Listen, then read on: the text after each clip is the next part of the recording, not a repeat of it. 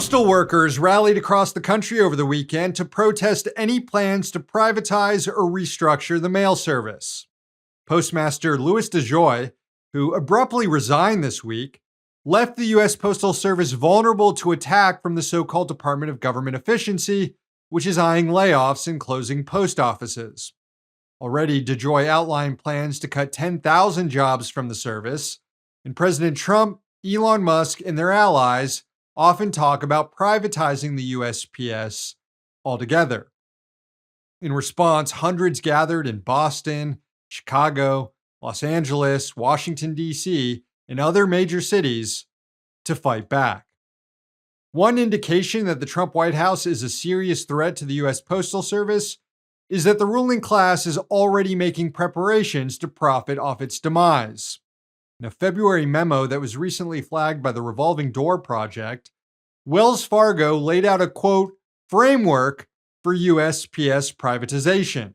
In it, the megabank discusses raising parcel prices to benefit UPS and FedEx, and selling off postal real estate, which Wells Fargo estimates to be worth about $85 billion.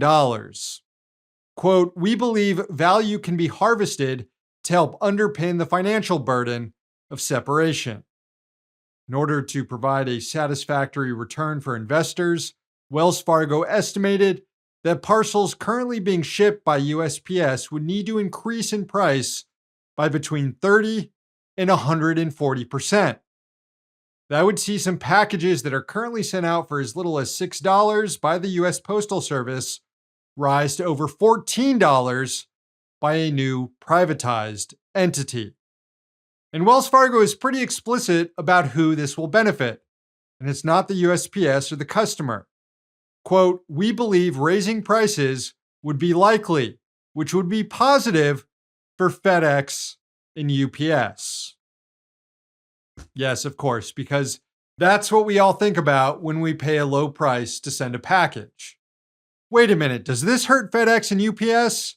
Sir, can you please charge me more?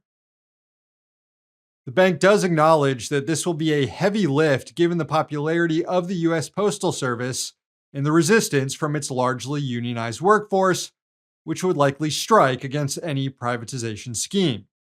Also, any privatization plan would need to be authorized by congressional legislation. Wells Fargo suggests an underhanded way of accomplishing it. The memo reads, quote, while we see standalone legislation as unlikely, as it would require Democratic buy-in, a privatization provision could be included in a larger must-pass bill or through budget reconciliation. As in, just sneak privatization into a larger bill and hope people don't notice before passage. These scumbags are shameless. This is an attack on an institution older than the U.S. itself that provides an essential service. And it's also an attack on a massive unionized workforce.